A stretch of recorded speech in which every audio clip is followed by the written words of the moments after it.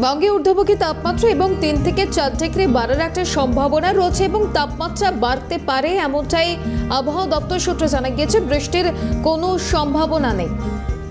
রাজ্যের তাপমাত্রা 3 থেকে 4 ডিগ্রি বৃদ্ধি পেয়েছে। কলকাতাতেও ঊর্ধ্বমুখী তাপমাত্রা, সর্বনিম্ন তাপমাত্রা 26 ডিগ্রি। আরো বিস্তারিতভাবে তুলে ধরবো সরাসরি আমাদের প্রতিনিধি মফিজুল রয়েছেন আমাদের সঙ্গে। মফিজুল, ওয়েদার রিপোর্ট কি বলছে?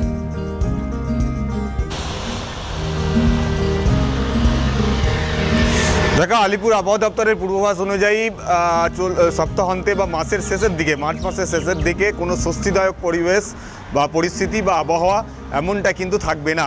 অস্বস্তিকর আবহাওয়াই কিন্তু থাকবে, কারণ তাপমাত্রা ক্রমশ ঊর্ধ্বমুখী হচ্ছে। গতকালকেই তাপমাত্রা প্রায় 3 থেকে 4 ডিগ্রি পর্যন্ত ঊর্ধ্বমুখী ছিল। স্বাভাবিকের থেকে তাপমাত্রা কিন্তু যথেষ্টই বাড়ছে। ফলে এই পরিস্থিতিতে দাঁড়িয়ে আগামী কয়েকদিন, আগামী 48 ঘন্টা তাপমাত্রা আরও বেশি ঊর্ধ্বমুখী হবে।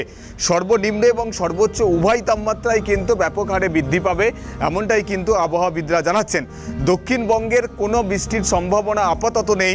পশ্চিমাঞ্চলের জেলাগুলি যেমন পুরুলিয়া, পশ্চিম বর্ধমান, এই সমস্ত জেলাগুলিতে তাপমাত্রা 40 ডিগ্রি পর্যন্ত চলে যেতে পারে সর্বোচ্চ তাপমাত্রা। কলকাতাতেও 36 থেকে 37 বা কোথাও কোথাও 38 ডিগ্রি সেন্টিগ্রেডের কাছাকাছি সর্বোচ্চ তাপমাত্রা পৌঁছে যাওয়ার একটা প্রবল সম্ভাবনা রয়েছে। তবে উত্তরবঙ্গের ক্ষেত্রে বৃষ্টিপাতের একটা পূর্বাভাস ইতিমধ্যেই দেওয়া হয়েছে, সেটা অবশ্য উঁচু পার্বত্য এলাকাগুলোতে, যেমন দার্জিলিং, কালিম্পং এবং জলপাইগুড়ি জেলাতে আজকে বজ্রবিদ্যুৎ সহ বৃষ্টিপাতের একটা সম্ভাবনার কথা বলা হয়েছে আলিপুর আবহাওয়া দপ্তরের তরফ থেকে। এই বৃষ্টিপাত আগামী 48 ঘন্টা পর্যন্ত তার পূর্বাভাস বজায় থাকবে।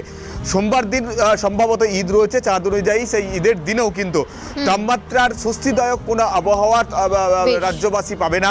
সেই দিনেও কিন্তু অস্বস্তিকর পরিবেশ বজায় থাকবে, এমনটাই কিন্তু আবহাওয়াবিদরা তারা কিন্তু জানাচ্ছেন। ফলে যতক্ষণ না পর্যন্ত আবহাওয়ার বৃষ্টির ক্ষেত্রে অনুকূল পরিবেশ তৈরি হচ্ছে, ততক্ষণ পর্যন্ত তাপমাত্রা ক্রমশ ঊর্ধ্বমুখী হবে এবং অস্বস্তিকর পরিস্থিতি তৈরি হবে, যা কিন্তু রাজ্যবাসীর কাছে দিনের সর্বোচ্চ পরিস্থিতি বা দুপুরের দিকটায় যথেষ্ট অস্বস্তিকর পরিস্থিতি অনুভব করতে হবে। বেশ, বোঝা গেছে মফিজুল, অনেক ধন্যবাদ জানাবো।